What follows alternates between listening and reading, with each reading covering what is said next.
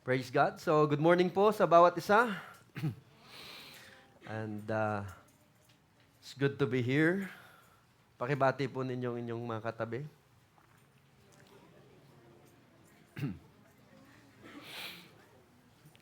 So, we thank the Lord for this opportunity na sa umagang ito ay makasama po ang bawat isa at maibahagi po ang mensahe ng Panginoon for us as a church. So actually, ako po ay nagagalak. So our pastor, Pastor William, Pastor Jane, and the rest of the team, they are in Korea right now. At there's a GVS and ministering to the churches doon. And so this opportunity, I'm grateful for the privilege to share to you this morning. And in the mga nakaraang Sundays, Pastor William started in his series talking about the Lord's table, talking about communion.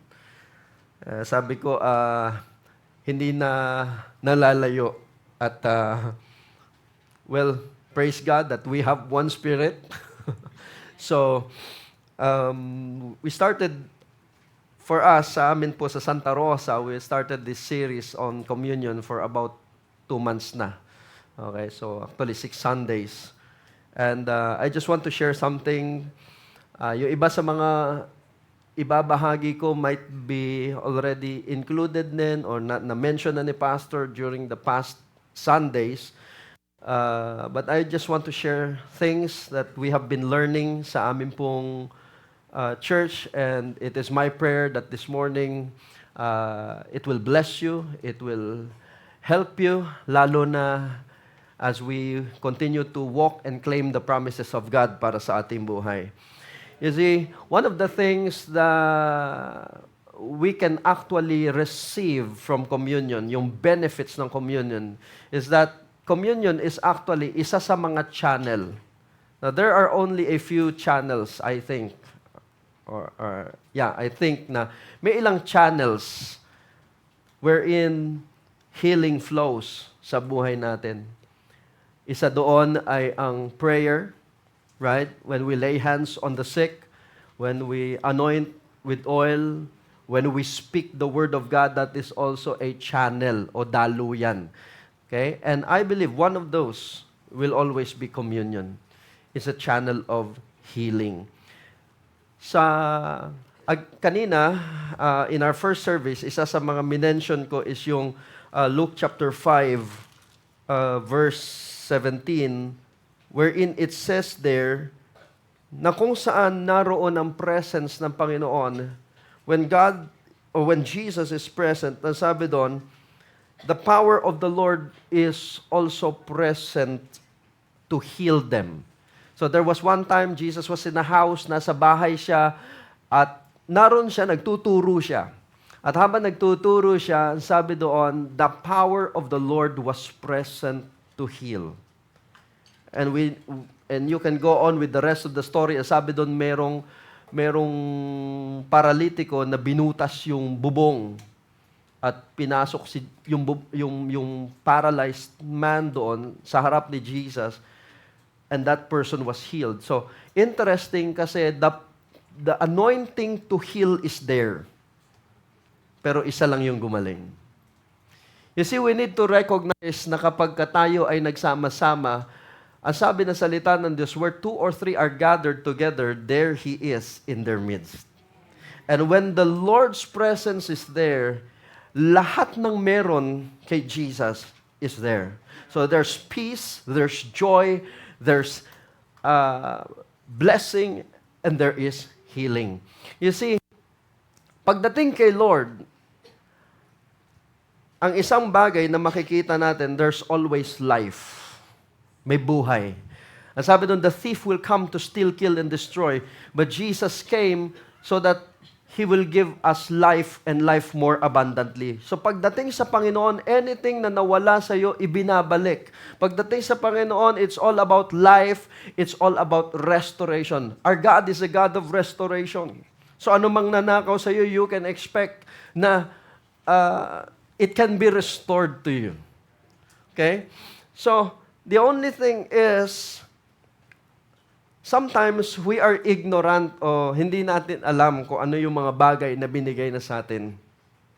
And one thing I know is that if you are a born-again believer, healing is already yours. Ang kagalingan ay para sa iyo. Because it's something na binayaran na ng Panginoong Jesus sa krus ng Kalbaryo.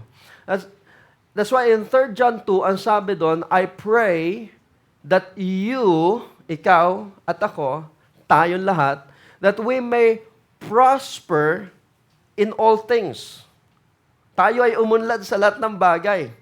And kasama doon, yung ating kagalingan. So, there's prosperity, there is health, there's healing.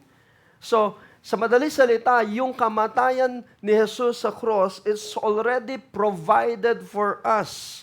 Okay? May provision yon para sa ating blessing, may provision yon para sa ating prosperity, may provision yon para sa ating healing. Pero ang sabi dito, may kondisyon. Sabi dyan, you may prosper and be in health just as your soul prospers. So, sa madaling salita, yung level ng prosperity mo, yung level ng mga bagay na mararanasan mo mula sa Panginoon, it is always dependent sa kung ano yung level ng prosperity ng iyong kaluluwa. That's why kinakailangan natin na mabago ang ating kaisipan ng salita ng Diyos. Para sa ganon, lalo nating mapanghawakan, masampalatayanan yung mga pangako ng Diyos. Hindi ka pwedeng umunlad beyond sa kung ano lang yung alam mo. So think about this. God is limitless. Pero the limitation will always be what you know. Yung alam mo. Okay? Kaya nga ang sinasabi dito sa Hosea, my people are destroyed for lack of knowledge. Yung kakulangan natin ng kaalaman. That's why we need to continually hear the Word of God. Because faith comes by hearing. Read your Bible, pray every day. Lagi natin sinasabi. Hindi lang pag-araw ng linggo. Amen. Hindi lang, yung iba nga, hindi pa nagdadala ng Bible. Hindi lang pag-araw ng linggo nagbubukas ng Bible. You need to be reading your Bible. You need to be praying every day so that your mind will be renewed. At kapag nabago ang iyong kaisipan, yung degree, yung level ng pagbabago ng kaisipan mo, yun din ang degree at level ng pagbabago ng iyong buhay. Now, in Mark chapter 16, ang sabi doon, these signs will follow. So bilang mga mananampalataya, ang sabi doon, may mga bagay na sumusunod sa atin. So, these signs will follow those who believe. Hindi sinabing, these signs will follow, and then fill in the blank. Okay? So may condition din. Ang sabi niya, these signs will follow. Sino? Those who believe. So, una sa lahat, you need to ask yourself, are you a believer? Pakitanong yung katabi, are you a believer? Because if you're a believer, then may mga bagay na sumusunod sa iyo. Ang sabi niya dito, in my name they will cast out demons, they will speak with new tongues, they will take up serpents, and if they drink anything deadly, it will by no means hurt them. They will lay hands on the sick and they will recover. So, kailangan, yung condition lang, if you believe, a believer. So, eto yung isang bagay na alam ko. We need to see this sa buhay natin. Kailangan makita natin to. Why? Because if you're a believer, dapat natural yan sa'yo.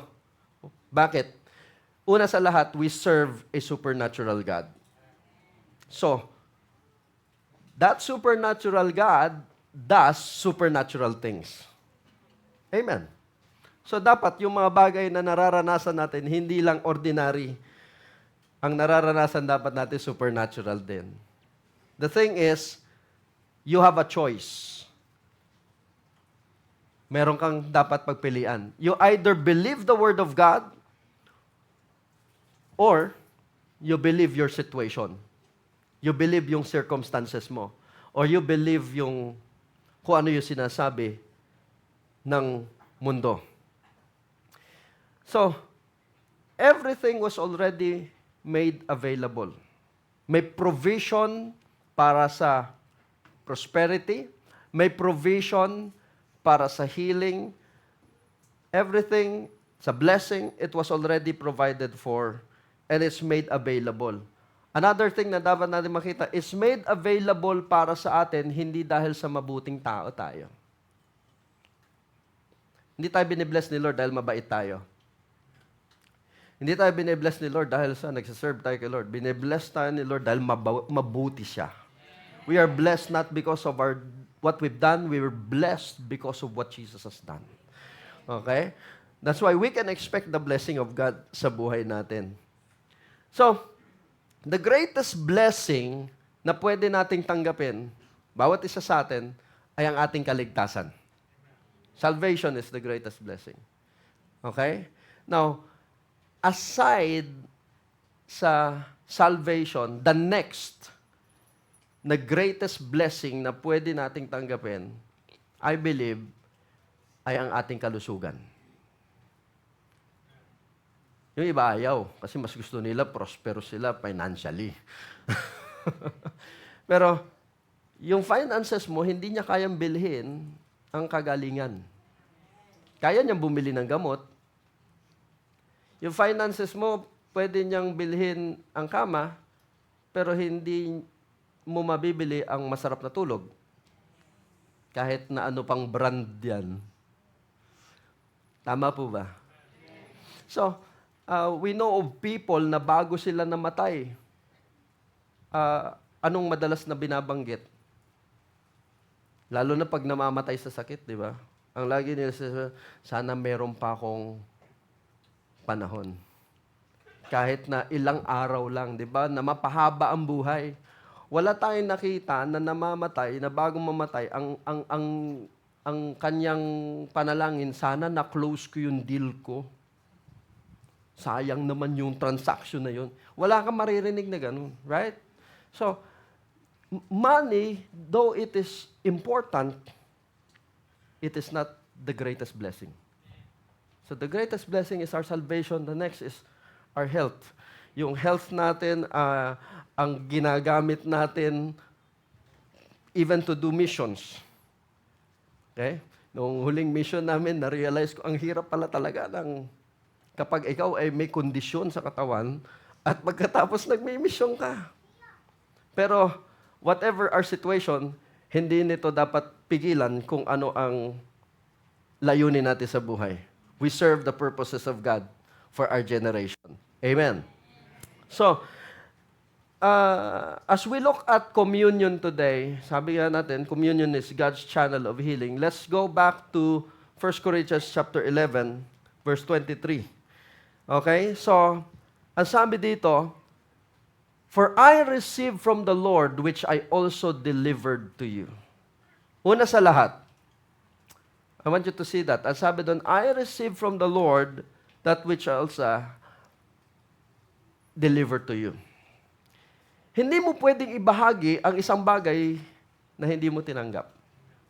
Hindi mo pwedeng ibigay ang isang bagay na wala ka. Okay? So, before you share something, dapat naranasan mo yun. Dapat napasayo na yun. So, sabi niya dyan, that thing, sabi niya, what I receive, I am giving to you. So, ang sabi doon, for I received from the Lord that which I also delivered to you. That the Lord Jesus, on the same night in which He was betrayed, took bread. Another thing na makikita natin dito. When we look at this situation, ito yung isa sa pinaka madilim na bahagi ng buhay ng Panginoong Jesus. Tama po ba? Jesus knew kung sino yung magbe-betray sa kanya. Jesus also knew kung sino yung itatatwa siya ng 3 beses. In fact, Jesus knew na lahat sila iiwan siya that night. Nakikita niya na yon sa kanyang imahinasyon bago pa man mangyari. Yet, etong nakita ko dito, even in His darkest moments, Jesus partook of communion. Jesus instituted communion. Ano ibig sabihin nito? Let me tell you, mga kapatid, this is something that we need to be doing. Kapag ikaw ay dumadaan sa mga madidilim na bahagi ng buhay mo, that is actually a good time to partake communion. Tayo ay tinuruan dito, as a church we've been taught, lalo na noong pandemic times, right? To partake communion on a daily basis. No? And sometimes, ang nangyayari kasi, when we partake communion regularly, it becomes a ritual. Minsan parang obligasyon na lang, kailangan kong gawin eh. Di ba? Yung iba nga sa atin, sometimes what happens is, basta kakain ka na lang, or iinom ka na lang, without really understanding kung ano yung sinisimbolo nito. But, I believe this morning, we are being reminded sa kahalagahan ng communion, especially as believers. So, I like that kasi it helps me. Kasi imagine, nasa isip ni Jesus, ito na yung last night niya. Ipapako na siya sa cross. And then imagine, sa sobrang tindi ng pressure na pinagdaanan niya, sabi nun, after supper, pumunta sila sa Garden of Gethsemane, nag-pray siya sa prayer niya. Di ba, tumulo ng dugo yung pawis niya. So, ganun katindi yung pressure na pinagdaanan niya, yet He partook communion. He instituted communion. And the thing is, matapos nun, nung dinakip na siya at nangyari na lahat, nawala na si Judas, nawala na si Pedro, the next thing you know, Jesus was at peace. Tama po ba? Hindi mo makita si Jesus na sumasagot nga sa kanila eh. Sa lahat na accusation nila. Naroon na siya and He was really at peace. And actually, that's a lesson for us. Yung time na kung saan tayo ay dumadaan sa mga masalimuot na bahagi ng buhay natin, we partake communion so that when we do communion, peace enters our hearts. Amen. And so sabi doon, he took bread. And when He had given thanks, He broke it and said, "Take, eat, this is my body which is broken for you. Do this in remembrance of me." In the same manner, He also took the cup after supper, saying, "This cup is the new covenant in my blood. This do as often as you drink it in remembrance of me. For as often as you eat this bread and drink this cup, you proclaim the Lord's death until He comes."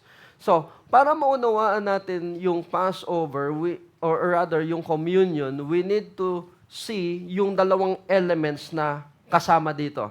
Now, these two elements are the bread and the cup. Okay? That symbolizes yung body at yung dugo ng Panginoong Jesus. Now, dalawang simbolo, iisa lang yan actually. Pero dalawang sinisimbolo niyan dahil yung nire-represent niyan dalawang yan ay may magkaibang purpose. May magkaibang purpose. Yung bread may ibang purpose yon, yung cup may ibang purpose yon. May magkaiba silang application. So to understand yung communion, we need to look at how it was instituted in the old. At yun ay yung Passover. Now, if you remember yung Passover natin, or Passover ng mga Israelites, di ba? In the Passover, yung mga Israelites, they were slaves, right? Slaves sila in Egypt for 400 years. Until God brought Moses para tubusin sila mula sa Egypt. Dalhin sa lupang pangako. Okay? And so, We know the story about the 10 plagues. Kasama doon yung last plague, yung death of the firstborn. At isa sa mga ni-require doon ng Diyos is every family should have a lamb, tupa, na kung saan that lamb was to be sacrificed at yung dugo niya ay to be poured out, as well as yung laman, yung meat, yung karne ng tupa ay lutuin, to be roasted in fire. In Exodus, ang sabi doon, okay, chapter 12, verse 7 to 13, ang sabi doon, they shall take some of the blood and put it on the 2 doorposts and on the lintel of the house where they eat it. So, kukunin nila yung dugo, ipapahid nila sa hamba. They shall eat the flesh on that night. Okay? So, yung dugo kukunin, now yung tupa, ang sabi doon, lulutuin nila, lilitsunin nila, ibig sabihin, literally, no? Inihaw yun eh. Roasted in fire with unleavened bread. So may kasama, unleavened bread, bitter herb, they shall eat it. Kumbaga, para shawarma, no? Kasama na yun. Ang sabi na, do not eat it raw, nor boiled at all with water, but roasted in fire, its head with its legs and its entrails. You shall let none of it remain until morning. And what remains of it until morning, you shall burn with fire. Now, ito yung condition. Thus, sabi niya, you shall eat it with the belt on your waist, your sandals on your feet, and your staff in your hand. You shall eat it in haste. It is the Lord's Passover.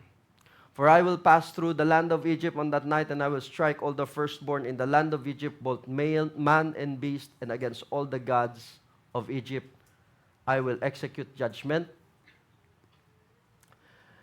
Now the blood shall be a sign for you. Okay? Anong purpose ng blood? Sabi niya, it's a sign, palatandaan. And when I see the blood, I will pass over you, and the plague shall not be on you to destroy you when I strike. So, the blood shall be the sign. So, yung dugo na ipinahid sa hamba ng bahay, ay magiging palatandaan na kung sino man yung naroon sa loob, regardless ng kanyang estado sa buhay, regardless ng kung sino man siya, lalaki, babae, regardless sa edad niya, regardless sa kung ano ang ginawa niya sa buhay niya, is saved. Okay? Walang interview. Hindi tinatanong kung yung nasa loob ba mabuting tao, yung nasa loob ba giver, o yung nasa loob ba ay mamamatay tao. It does not matter. Okay? Hindi ni-require, ano ba yung religion yung nasa loob na yan? Hello? Ang tinignan lang, yung dugo na nasa hamba. And every person inside that house is safe. Alam niyo kung ano nila pinapaalala just now sa akin ng Panginoon. Just right now, I was reminded of the promise of God na sinabing, di ba? Believe in the Lord Jesus and you will be saved. You, and your house. Kung meron pa kayong kapamilya, kamag-anak, mahal sa buhay na hindi pa nakakakilala sa Panginoon, don't give up on them. Kasi hindi tinatanong ni Lord yun eh. Believe on that promise that the blood that is on the doorpost ay magiging sanhi para sa kaligtasan ng iyong buong sambayan. And think about it, that is in the Old Testament. Old Testament pa yan. Hindi... Ang only condition is may blood. Hindi condition yun, nagsaserve ka ba kay Lord? Tither ka ba? Hello? walang kondisyon. At kung noon niya, walang kondisyon. Diba? They were saved from destruction. Makikita natin kung ano ang purpose, ano yung sinisimbolo ng dugo. We need to have that understanding or revelation na yung blood was all that's necessary para sa kapatawaran ng kasalanan. So just the blood. Okay? Yung dugo pa lang, ito yung kanyang application. Ito yung purpose. It's for the forgiveness of our sins. Hebrews 9:22, ang sabi po doon, without the shedding of blood, kung wala yung pagbuhos ng dugo, there is no forgiveness of sin. Imagine yun. Old covenant, dugo ng hayop. Na new covenant is the blood of Jesus. Okay? And so we're blessed. Ang sabi doon, in Him tayo ay tinubos. We have redemption through His blood. The forgiveness of sin. Hindi sinabi, wala sa Bible na sinabing sa pamamagitan ng katawan ng Panginoon, ikaw ay natubos. It's the blood. Okay? The blood was for the forgiveness of sin. Now, what about yung bread? Remember, di ba? Kinata yung tupa, yung dugo, pinahid. How about the bread and yung meat, yung karne? Now, during Passover, magkasama yon. Today, ang ginagamit na lang natin, bread na lang. Because it is one and the same. It is, okay, yung flesh. So, the bread and the lamb's flesh, ang sabi kanina, imagine nyo, hapunan nila yon at kailangan nilang ubusin yon. Kailangan nilang kainin yon at kailangan nilang madaliing kainin yon that night. Why? Kasi they were about to be evicted from the house of Pharaoh. Parang PBB. Hello? Ama po ba? Now, imagine this. They were slaves in Egypt for 400 years. At yung slavery during that time ay talagang worse, malala. You can imagine yung mga tao na hindi naman sila lahat malalakas. Okay? Yung iba doon, maaaring may edad na sila. Yung iba doon, maaaring, may mga, dahil pinagmamalupitan sila ng mga Egyptians. So you can imagine yung iba doon, yung mga scars, mga tanda ng kanilang mga paghihirap naroon. Now imagine ikaw ay isang Israelite. At ikaw ay mayroong gout. Gaya ko. Hello. Ikaw ay may gout. Mataas ang uric acid mo. And that night, lalabas ka ng Egypt at maglalakad ka ng gaano kalayo papunta sa lupang pangako. Imagine mo, especially sa mga may gout dito, no? Pag nakakain ka ng karneng pula, baka, kambing, papaitan, yan, nasarap yan eh. Tama po ba? Hindi ka na makalakad eh. Tama? Ako talaga, gumagapang talaga ako pag ako tinatamaan eh. Now, imagine that.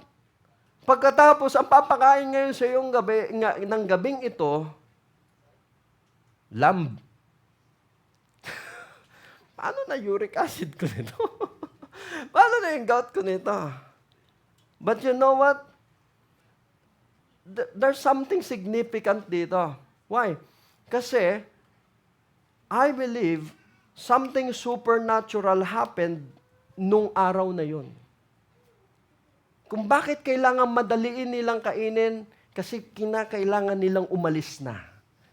And the Bible records in Psalms 105 verse 37 na nung sila ay lumabas sa Egypt, wala ni isa sa kanila ay mahina. Wala ni isa sa kanila mahina. Ang sabi ng Bible ko, there was none feeble. That word feeble, okay, yung word na feeble sa Hebrew actually means weak in the knees o madaling matisod, mahinang tuhod. So imagine niyo, no, senior citizen, 60, 70, 80, 90, maybe 100 plus, di ba? Na inaantay na lang niya ang kamatayan niya, and then all of a sudden, they have to go out of Egypt. You know what happened? There was supernatural, a miracle take place. Sa ilang saglit na matapos nilang kainin yung flesh ng lamb at yung bread, healing took place. There was supernatural health. There was divine health flowing sa kanilang mga katawan. So, kaya nga, yung mga movies ng Ten Commandments, no, may mga lumalabas doon sa Egypt, no, kaganon. Imposible yung kasi sabi, walang ganun eh. Okay? Yung mga matatanda na lumabas ng Egypt, they were strong. Pwede sila makipaghabulan sa atin. Okay? So, we need to get that revelation. The body was broken for our healing. The blood was for the forgiveness of our sins. The body was for your healing. It was broken so that you can be made whole. Isaiah chapter 53, verse 4 and 5, ang sabi doon, surely. Gaano ka nakakasiguro? Ang sabi dito, ganong kasigurado. Surely. Tiyak ako. Ang sabi doon, surely He has borne our grief. The word grief dyan, it actually means sickness, disease. So pinasan niya, dinala niya sa kanyang katawan ng ating mga sakit, ang ating mga karamdaman. Ang sabi doon, He carried our sorrow. Yung word na sorrow dyan is word na pain o kapighatian. So, hindi lang niya dinala yung iyong nararamdaman. Hindi lang niya dinala yung iyong sakit at karamdaman. Dinala rin niya ang iyong kapighatian. You know, the Bible said that Jesus was just like us. Naramdaman niya, naranasan niya yung mga hurts na nararamdaman mo. Dinala niya yun sa kanyang katawan. At sabi doon, yet we esteemed Him stricken, smitten by God, afflicted. But He was wounded. Amen. He was wounded for our transgression. He was bruised for our iniquities. And then sabi doon, the chastisement.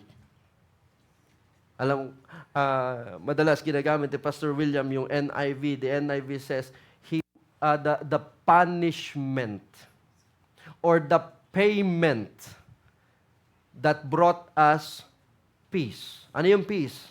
Shalom. What is shalom? Nothing missing, nothing lacking, nothing broken. What is shalom? Shalom is peace, prosperity, wholeness, healing, blessing, everything. Isang package na lang yon. Lahat yon ay binayaran ng Panginoong Jesus sa kanyang pagkamatay sa krus ng Kalbaryo. Okay? Think about that. Your peace was already paid for. Bayad na yung kapayapaan mo. Bayad na yung kagalingan mo. Bayad na yung pagpapala sa buhay mo. It has already been paid for. Okay? And so, si Isaiah, he was still looking forward kasi hindi pa namamatay si Jesus this time, pero nakita na niya na paparating ang Mesias at ito ang gagawin ng Messiah.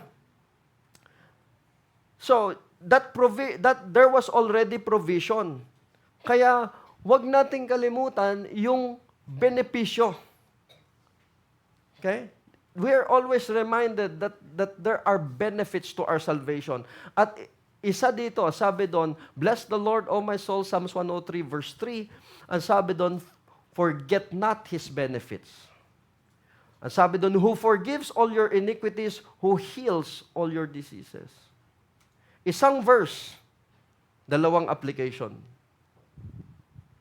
Imagine nyo, sa isang ginawa ni Jesus, isang beses lang siyang namatay, pero yung provision, it was everything. Lahat ng kailangan natin, andun. Okay? So, that's in the old. And now, in the new, we're looking back. Nagbabalik tanaw lang tayo sa kung ano yung ginawa na para sa atin. That's why 1 Peter 2:24 says, by His stripes, or by whose stripes, you were healed. Healing is not something na na gagawin pa lang sa akin. It's something that I already have. It's something that you already have. Nasa iyo na yan. The thing is, kailangan maunawaan natin yung pagkakaiba ng faith at patience. Kasi ang sabi na salita ng Diyos, faith and patience inherits the promise. Tama? Yung faith at patience, it will inherit the promises of God. Now, kung may faith ka, pero wala kang patience, mauubos yung faith mo. Now, kung may patience ka at wala ka namang faith, kailangan siguro talaga napakahaba ng patience mo. Dahil ewan ko kung ano mangyayari sa'yo. You see, ano ba ang faith? Now, ang sabi ng Bible, faith is now. Now, faith is the substance of things hoped for. The evidence of things not seen. Okay? Faith is now. And everything na pwedeng gawin ng Diyos para sa atin, hindi niya gagawin pa lang, ginawa na niya. It's not something that is in the future, it's already in the past. Tapos na. So, God is not going to heal you. In fact, God has already healed you. That's faith. Pero Pastor, bakit hindi ko nararamdaman? Ba't hindi ko nararanasan? But, hindi nagmamanifest. Because that is where patience comes to play. You have faith that you are healed. Yet you need patience and you will wait for it hanggang mag-manifest yun sa iyong buhay. In the meantime, you just believe. You just believe the Word of God. And sa mga tulad natin, na may mga pinagdadaan ng physical, may mga dinadaan ng mga karamdaman sa pangangatawan, well, I believe I'm the healed of the Lord. Mas madaling paniwalaan yung kaysa paniwalaan yung sinasabi ng doktor. Now, you see, the problem, ito lang yung problema. Your situation will always contradict the Word of God. Always yun. Like for example, kaya pag tinignan nyo itsura ko ngayon, medyo payat ako. Doon sa ibang nakakasanay sa akin na medyo malaki ako noonte. Kaya kasi nasa diet ako eh. And alam po ninyo, there will be times na you declare, you speak the Word of God, at kahit na sinasalita mo yung salita ng Diyos, iba yung nararamdaman ng iyong katawan. And there will be times wherein, like for example, ikaw ay pupunta ng check-up, ikaw ay pupunta ng mga lab tests, and your laboratory test will tell you a different story. Diba? After ilang buwan na nag-diet ka at ginagawa mo yung payo ng doktor, ngayon magpapa-lab test ka, makikita mo, instead na mag-improve, lalo lumala. Anong gagawin mo? You see, not because iba yung resulta ng lab test doesn't mean that the Word of God is not true. Hello. yung salita na, you have a choice. Either to believe the Word of God or to believe yung lab results. No, the lab results are facts. But the truth is, by the stripes of Jesus, you are healed. Okay? So, yun yung dapat na makita natin. Okay? Kaya nga, anong paniniwalaan mo? Sabi nga, madalas naririnig ko kay pastor, whose report will you believe? The report of the doctors? Oh, advice lang sila. Still, we believe the report of the word of the Lord. Amen? Kaya etong isang bagay na natutunan namin during this past 6 Sundays na aming pinag-uusapan ng communion, we started to do it often. Alam niyo, minsan yun yung nakakatawa, no? Kung kailan mo kailangan, doon mo lang uli naaalala. I remember nung pandemic, di ba?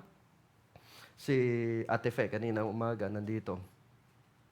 I'm reminded, kung kailan pandemic at, di ba, na-comatose siya, and yet, ngayon, buhay na buhay. Right? The same power that raised Jesus from the dead, the same power that raised Ate Fe from coma. Okay? I think, yung meron tayong kapatid dito, yung madalas na naririnig ko kay pastor, yung may asthma. Sister She. Okay, thank you. So, at least nakita kita. Right? Minsan sabi ko, siya nga eh. Ako rin. Hello? See, eto yung nagagawa mong maniwala sa doktor. Tama, sa mga may maintenance dito. Nagagawa mong paniwalaan ng doktor, pag sinabi ng doktor, kailangan uminom ka ng ganito, eksakto sa oras ganito, ito 3 beses sa isang araw, ito 5 beses sa isang araw. Tama po ba? We can believe the doctor's prescription at religiously sinusunod natin, and this is now God's prescription for us, is saying, this do as often. Kaya sa amin sa Santa Rosa, nagsimula kami na every Sunday we do communion as part ng aming church services. But personally, nagsimula akong gawin ito daily. Okay? So, pagkagising ko sa umaga, instead na unahin ko yung 3 medisina ko, unahin ko muna yung just to partake communion. And to thank God na gumising pa pala ako. And then afterwards, saka ko iinumin yung mga dapat kong inumin. Hello.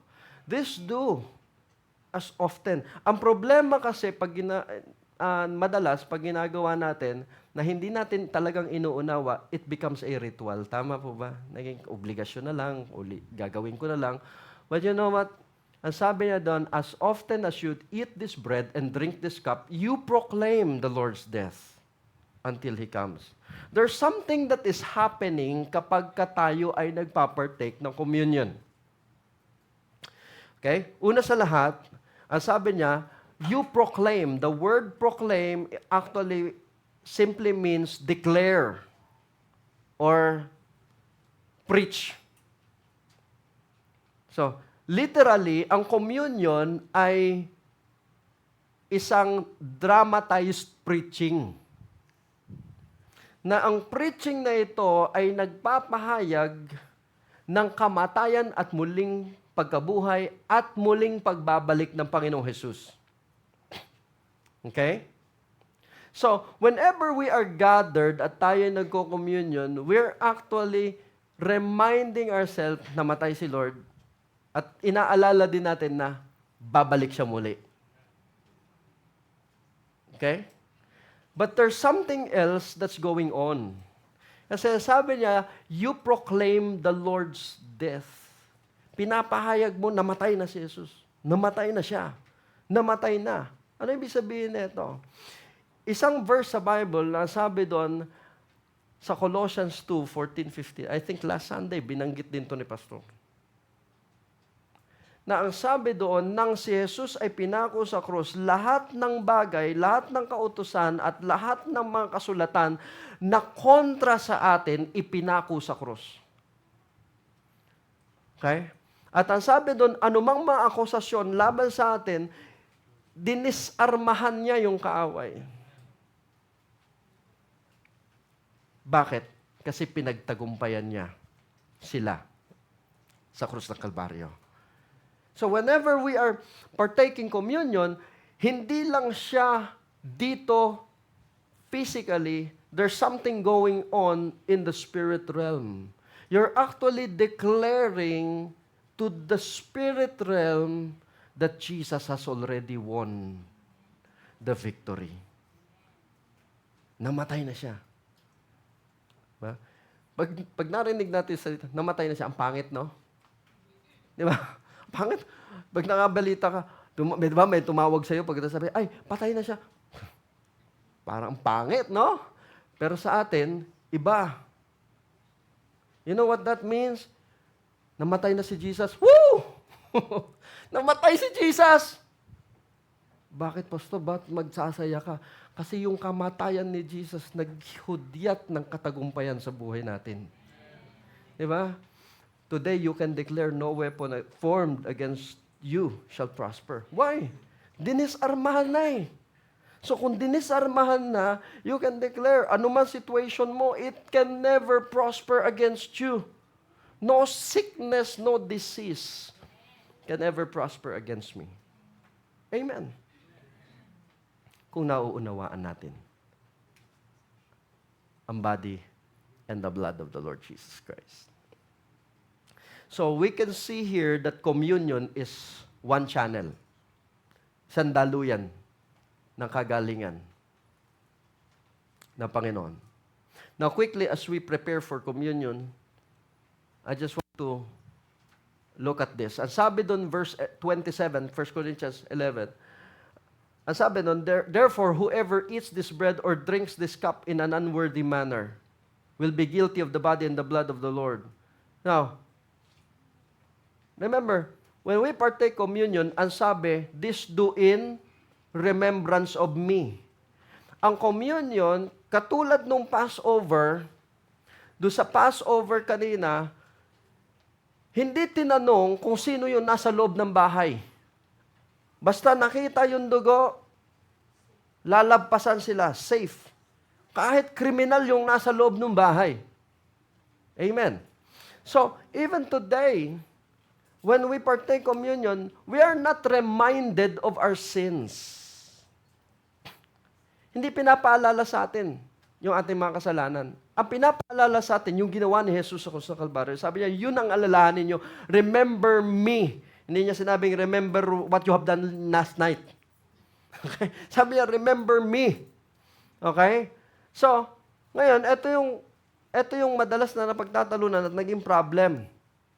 Kasi marami sa atin naturuan tayo, lalo na ako, na kapag ka ikaw ay may kasalanan o ikaw ay hindi ka dapat, hindi ka dapat nagpapartake ng communion.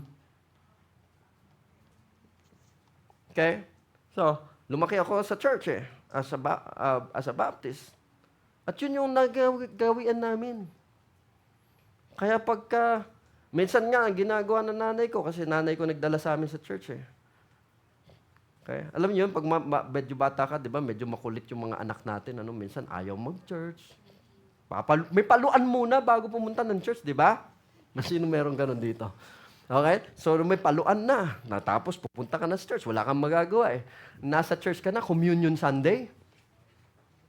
Alala ko yun. 10 years old, 11 years old ako nung gano'n. No? Magko-communion, habang magko-communion, biglang dumadaan na yung communion plate sa harapan ko. Biglang kukurtin ako ng nanay ko. Huwag kang mag-communion. Kanina ang kulit-kulit mo. So what happens? You have this idea na hindi pala pwedeng mag-communion kapag makulit o may ginawa kang kasalanan kasi hindi ka pala karapat-dapat. Pero hindi yun ang sinasabi ni Paul. Paul did not say, you are unworthy. Ang sabi niya, yung ginagawa mo, yung partake when you partake, you don't partake it in an unworthy manner. Ano ibig sabihin nun? Kung hindi mo nauunawaan,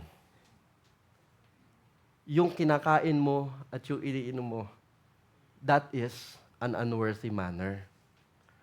Pero ikaw, hindi ka unworthy. Technically, lahat tayo hindi talaga worthy eh. Tama po ba? Wala ni isa sa atin dito ang mabuti at mabait para maging karapat-dapat. Ginawa lang tayong karapat-dapat ng Panginoon. And so, Jesus made us worthy. So, the only reason para maging unworthy ka is in the manner ng pag-partake. Okay? Bakit? It simply means hindi mo naiintindihan.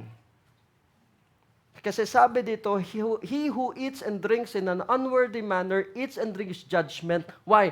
Not discerning the Lord's body or not understanding. Hindi mo kasi nauunawaan.